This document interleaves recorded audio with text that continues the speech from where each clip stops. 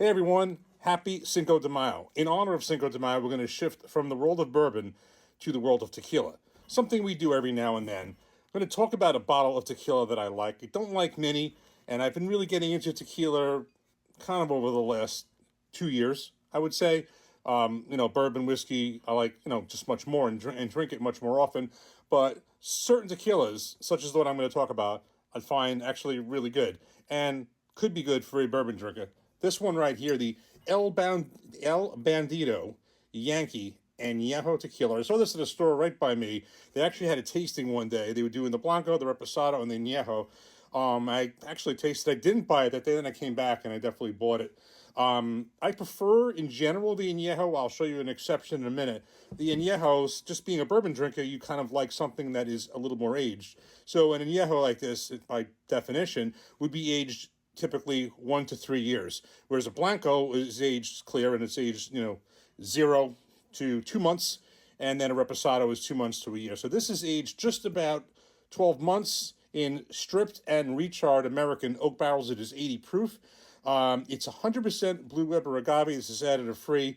Its founders are two celebrities, Jim Morris of the NFL and Chris Chilios of the NHL.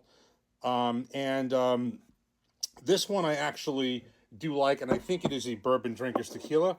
Now, this is aged for a year, so it's not going to be as dark as a typical bourbon, but you'll notice it certainly has some color, whereas I'll just talk about this one in a minute. This is a Blanco that's clear, so you do see some influence there. Let's give this a nose.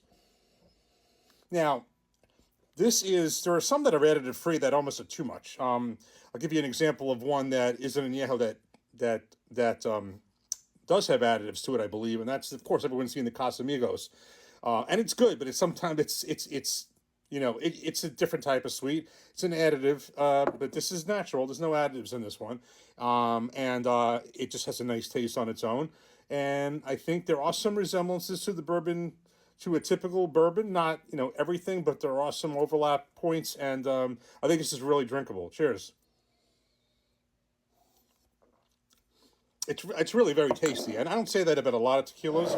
The exception in terms of a Blanco is this one right here. Now, there's a bunch of G4s. The 80 proof, was okay, but this is the high proof. So if you like, and for a tequila, I think this is either the highest or close to the highest proof that there is. This is 108 proof. So this is the G4 high proof Añejo. And I'm sorry, yeah, this is the G4 high proof Blanco, excuse me.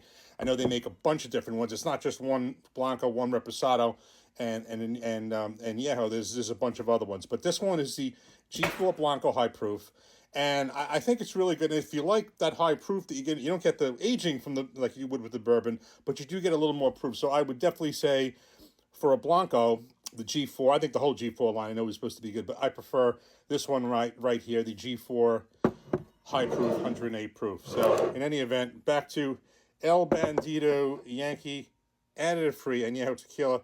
Happy Cinco de Mayo. Have a great day. Be safe and drink responsible. Cheers.